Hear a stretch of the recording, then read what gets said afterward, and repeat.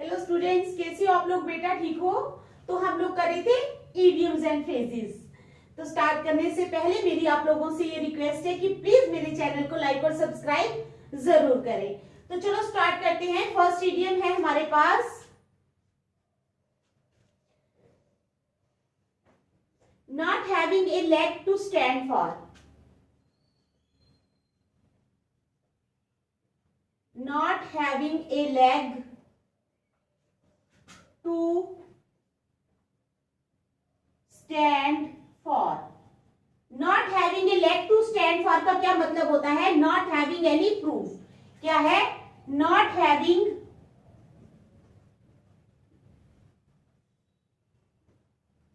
Any proof. ठीक है, समझ आ गई? क्या है? Not having a leg to stand for का मतलब होता है नॉट हैविंग ए प्रूफ, किसी भी चीज का कोई सबूत नहीं होना। ठीक है, not having a leg to stand for means not having any proof. तो सेंटेंस क्या बनेगा हमारा? सेंटेंस बनेगा हमारा I shouldn't file a case against them. I should not file a case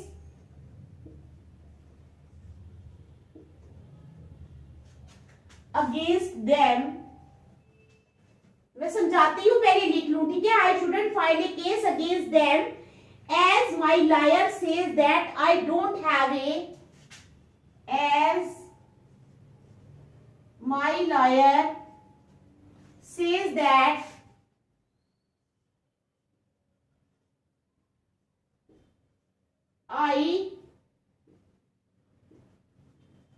as my liar says that I don't have a leg to stand on.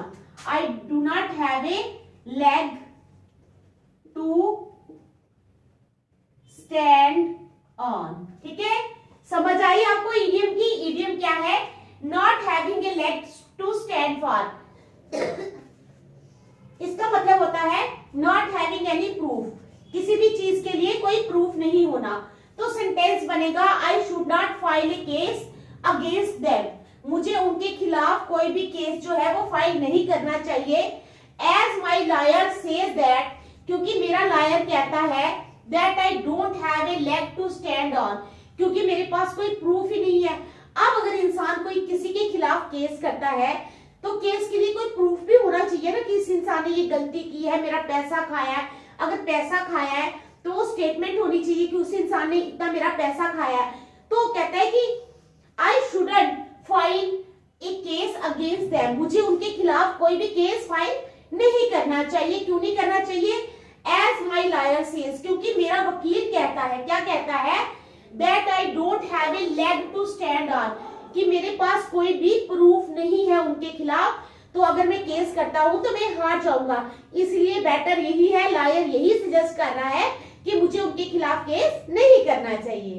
समझ आ गई first idiom की? चलो नेक्स्ट। नेक्स्ट इडियम है हमारा Neverland. क्या है? Neverland. Neverland का मतलब होता है ए फैंटेसी और इमेजिनरी प्लेस। ए फैंटेसी और इमेजिनरी प्लेस। ठीक है, तो क्या है? नेवरलैंड का मतलब होता है एक फैंटेसी या इमेजिनरी प्लेस जो इंसान अपने दिमाग में इमेजिन करता है। ठीक है, ए फैंटेसी और इमेजिनरी प्लेस। समझ आ गई? तो if she thinks that she will clear this exam, sentence बनेगा if she thinks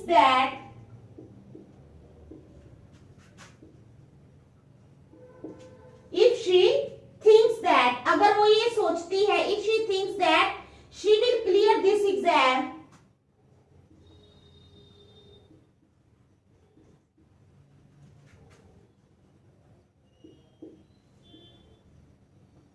if she thinks that she will clear this exam in the first attempt,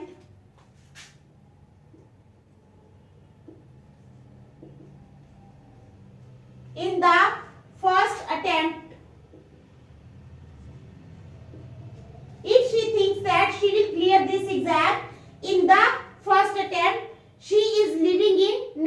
Netherland, she is living इन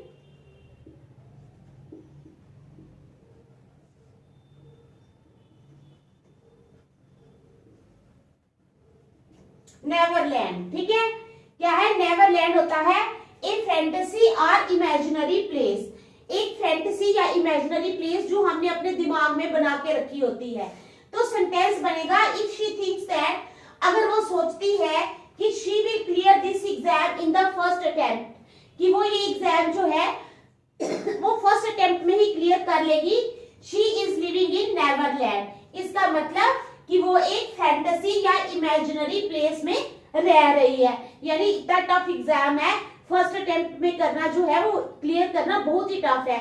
और अगर वो सोच रही है कि वो ये फर्स्ट अटेम्प्ट में ही क्लियर कर लेगी, it means she is living in a fantasy और इमेजिनरी प्लेस। समझ आ गई? चलो third one is needle in a haystack. Needle in A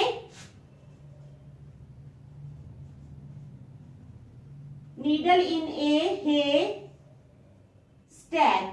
needle in a haystack का क्या मतलब होता है? नीडल इन ए हेस्टैक का मतलब होता है something that is very difficult to find. क्या है? समथिंग,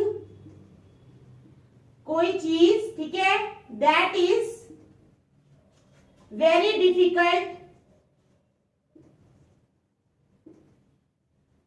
टू फाइंड, कोई चीज जिसको खोजना बहुत ही मुश्किल होता है। Needle in a haystack, needle in a haystack का मतलब होता है समथिंग, कोई चीज that is very difficult to find, जिसको खोजना जो है वो बहुत टफ है।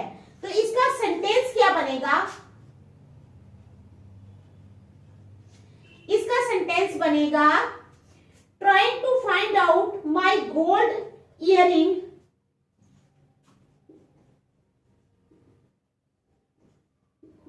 trying to find out my gold earring। ठीक है, क्या है? trying to find out my gold earring on the road was looking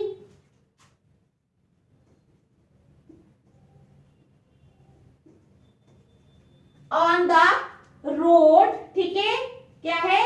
on the road was like looking for a needle in a haystack, was like looking for a needle in a haystack। तो समझ आ गई क्या sentence है? Needle in a haystack. Needle in a haystack का मतलब होता है something that is very difficult to find, कोई चीज जिसको ढूंढना बहुत मुश्किल है। तो सेंटेंस बनेगा trying to find out my gold earring, ठीक है, ऑन द रोड। अब किसी की अगर गोल्ड इयरिंग जो है वो सड़क पे गिर जाती है तो वो कितना मुश्किल होता है उसको ढूंढना, होता है या नहीं? बहुत मुश्किल होता है। तो trying to find out my gold earring on the road was like looking for a needle in a haystack. तो ये जो रोड पे इयररिंग गिरी उसको ढूंढना जो था, जैसे कोई सुई गिरती है उसको ढूंढना मुश्किल होता है, ऐसा ही मुश्किल काम था। समझ आ गई ना? कितना इजी है ये इडियम। चलो नेक्स्ट, फोर्थ है हमारे पास न्यू बुश स्वीप्स क्लीन। क्या है?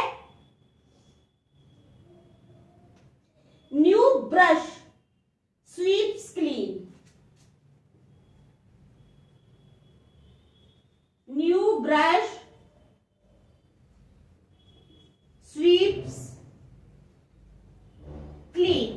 तो इसका क्या मतलब है? New brush sweeps clean, someone with a new perspective, someone with a new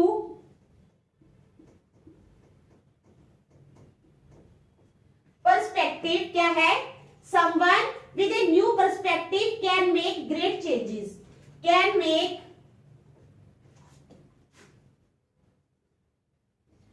great changes। ठीक है, क्या मतलब है इसका? इसका मतलब है नई चीजें या विचार ज्यादा प्रभावी हो सकते हैं। क्या है? नई चीजें या विचार ज्यादा प्रभावी हो सकते हैं। इडियम है हमारा new brush sweeps clean, someone with a new perspective can make great changes. तो इसका सेंटेंस क्या बनेगा? अब हम बनाएंगे इसका सेंटेंस, ठीक है? तो बनेगा after my first day working with the educational institute,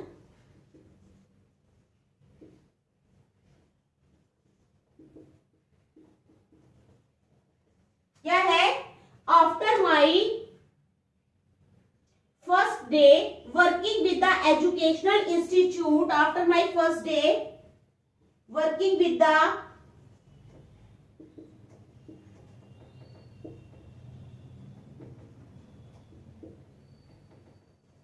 educational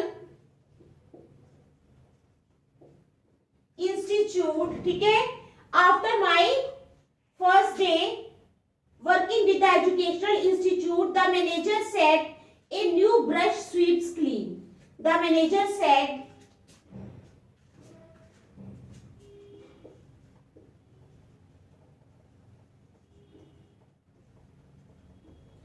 manager ने क्या कहा? The manager said a new brush sweeps clean. A new brush sweeps clean. ठीक है, समझ आ गई आपको? क्या है? सेंटेंस है after my first day working with the educational institute. पहले दिन जब मैंने एजुकेशनल इंस्टीट्यूट के साथ काम किया तो क्या हुआ? द मैनेजर सेड, मैनेजर ने कहा, क्या कहा? A new brush sweeps clean, यानी जिसका जो नए विचार हैं वो क्या कर सकते हैं? ज्यादा प्रभावशाली होते हैं।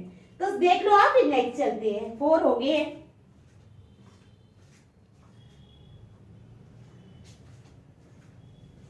मिटाऊं फिर? नेक्स्ट चले।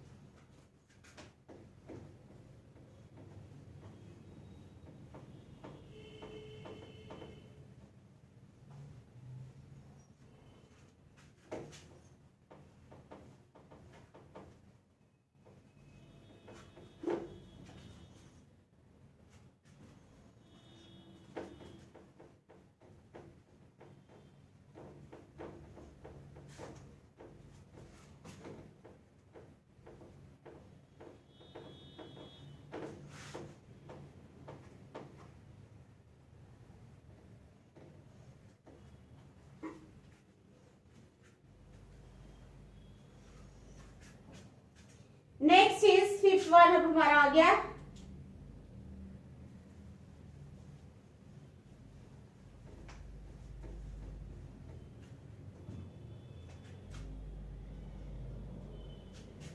Fifth one is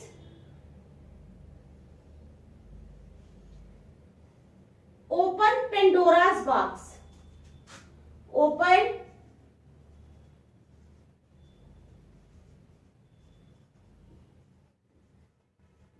Pandora's box. Open Pandora's box का क्या मतलब होता है? To discover more problems. क्या है? To discover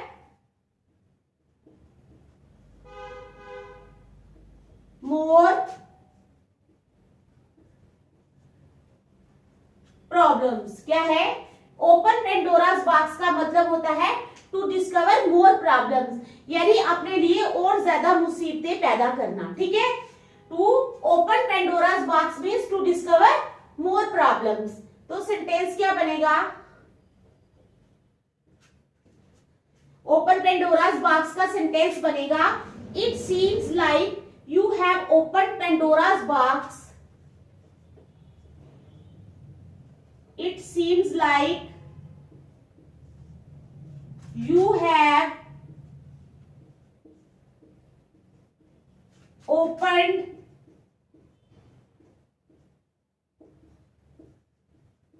Pandora's box. क्या है? It seems like you have opened Pandora's box by taking this difficult task. By taking this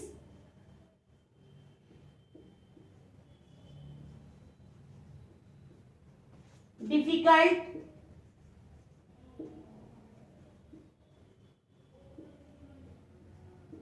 task. आई समझ आपको ईडियम की? क्या है ईडियम हमारे पास? ईडियम है हमारे पास open Pandora's box. Open Pandora's box का मतलब होता है टू डिस्कवर मोर प्रॉब्लम्स, अपने लिए और ज्यादा प्रॉब्लम्स क्रिएट करना। तो सेंटेंस बनेगा हमारा इट सीम्स लाइक, ऐसे दिखाई देता है, like you have open Pandora's box by taking this difficult task, यानी तुमने इतना मुश्किल काम अपने हाथ में ले लिया है तो ऐसा लग रहा है कि जैसे तुमने अपने सिर पर कोई बहुत बड़ी मुसीबत मोल ले ली है। समझ आ गई? चलो next, 6th, over the moon, be very happy. क्या है?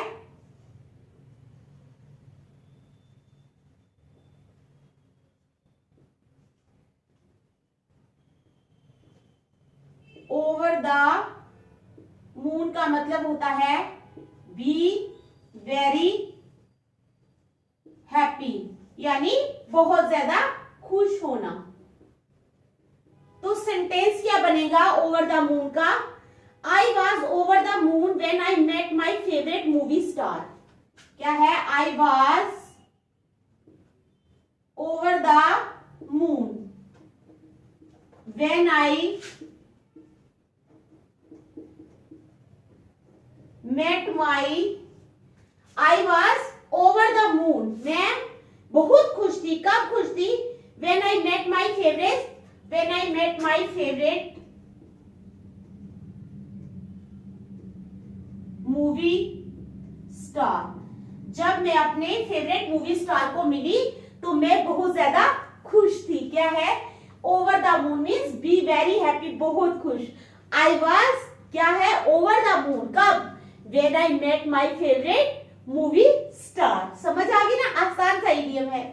चलो नेक्स्ट, 7th है हमारे पास, on its lost leg in a bad condition that it will not last long। ठीक है? on the lost leg का मतलब है, क्या मतलब है?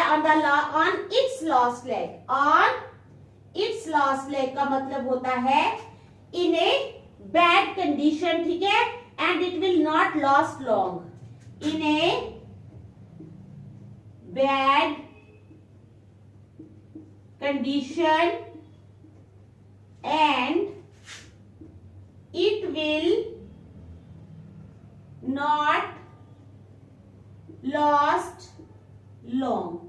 समझ आ गई? क्या है? ऑन इट्स लॉस्ट लेग का मतलब है इन ए बैड कंडीशन, बुरी कंडीशन में, and it will not last long. समझ आ गई? चलो सेंटेंस क्या बनेगा? इसका सेंटेंस बनेगा I have had this computer, I have had this computer, I have had this computer. क्या है? I have had this computer for last 8 years। कितने साल से? फॉर लास्ट 8 years, पिछले 8 सालों से। अभी मैं समझाती हूं आपको। ठीक है? And it is really on its last leg, and it is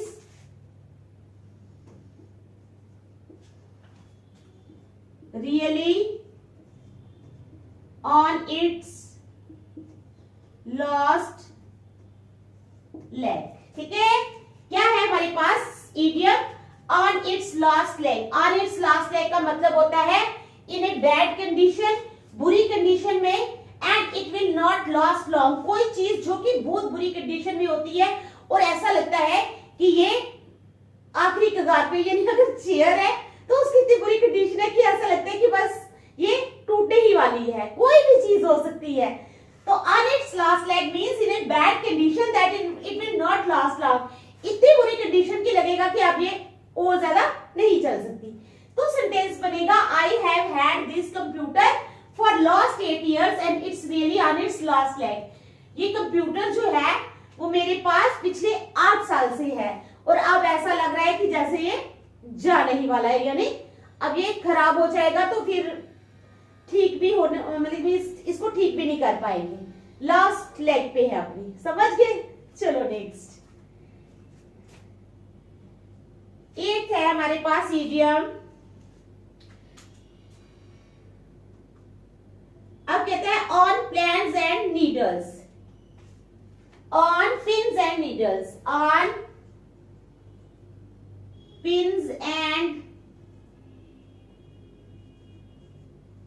needles. On pins and needles का क्या मतलब होता है? B very worried about something. क्या है? B very worried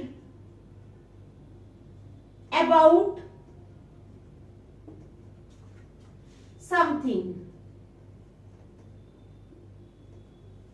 B very worried about something means किसी चीज के लिए बहुत ज्यादा चिंता करना। तो इसका सेंटेंस क्या बनेगा? इसका सेंटेंस बनेगा they were on pins and needles. क्या है? They were on pins and needles. क्या है? They were on pins and needles until they heard that your train had reached, until they heard that your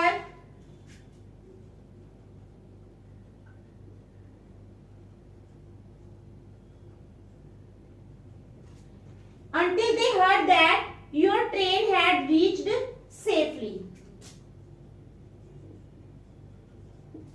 तो क्या है हमारे पास? On pins and needles का मतलब to be very worried about something, किसी चीज के लिए बहुत चिंता करना। तो सेंटेंस है they were on pins and needles means उनको बहुत चिंता लगी हुई थी। कब तक?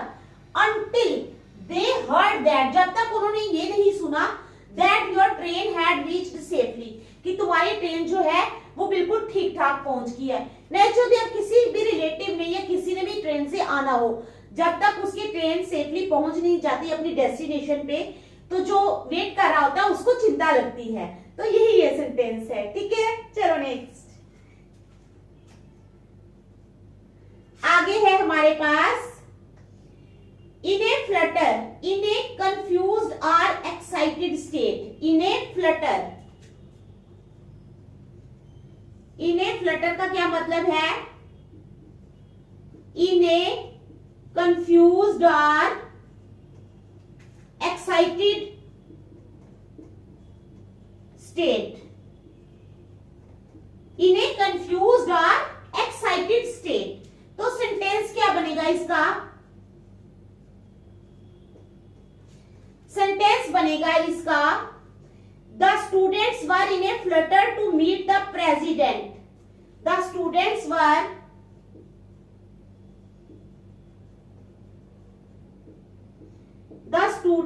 वर in A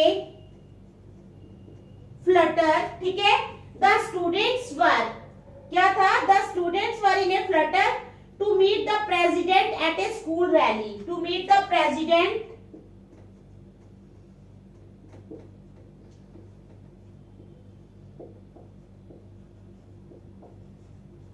eight a school rally. तो क्या है सेंटेंस? The students were in a flutter. ठीक है, स्टूडेंट्स जो थे वो बड़े एक्साइटेड थे। क्या थे? एक्साइटेड थे। इन ए फ्लटर का मतलब होता है इन ए कंफ्यूज्ड और एक्साइटेड स्टेट। तो सेंटेंस बनेगा the students were in a Flutter. Student बड़े एक्साइटेड थे टू मीट द प्रेसिडेंट। किसको मिलने के लिए? प्रेसिडेंट को मिलने के लिए एट ए स्कूल रैली। ठीक है, तो देख लो आप लोग।